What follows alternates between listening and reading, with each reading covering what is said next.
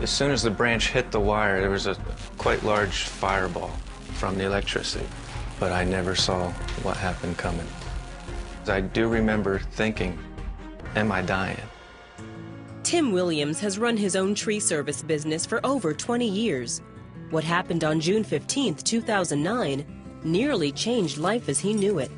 It was like any other Monday should have been, and I had everything lined up. We got situated, got started. Everything was going as planned. Tim was trimming branches from a tall tree, something he'd done hundreds of times. But then, the branch hit an electrical wire. And immediately I felt the sensation of electricity without even touching the branch, because the current was going through the branch into the rope. The only thing that was going through my mind was try to figure out how to make it stop.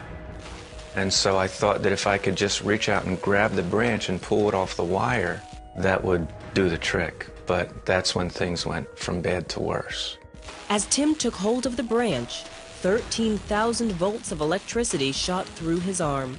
I just repeatedly said, "Help me, Jesus, over and over. I don't know how many times, because I knew at that point it was real bad. I got myself turned around in a position to where I was going to try to grab this arm like this and to try to help pull. If I had touched this arm with my other hand, it would have gone through my heart, and that would have been the end. My eyes started rolling back into my head, and this is the image I had right here before I blacked out. I was this close to touching this hand, and I just think that was God saying, no, not yet. His assistant immediately called 911. Tim lay there waiting for help and wondering if he would ever see his wife and 8 children again. I remember thinking, is this it?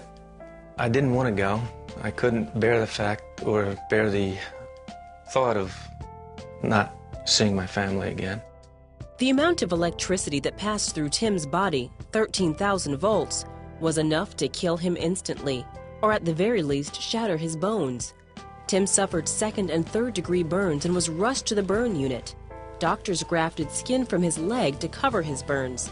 After 8 days, he was released to go home. I saw my older kids come in for the first time. I absolutely lost complete control of my emotions, because at that moment I went back to the point in the accident where I was losing consciousness and thinking, is this it?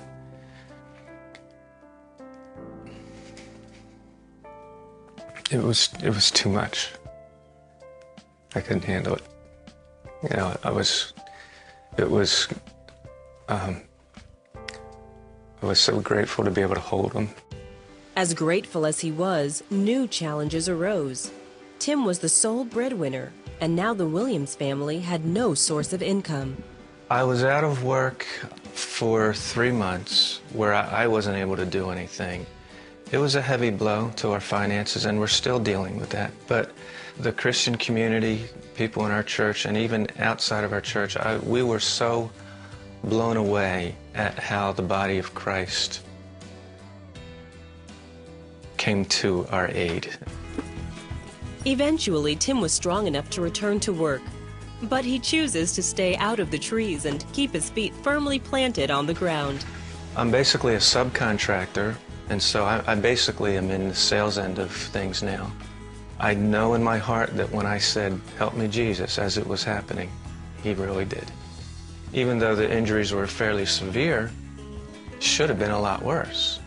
I hope through this whole process that somebody can understand that God's real, and that God has our best interest at heart.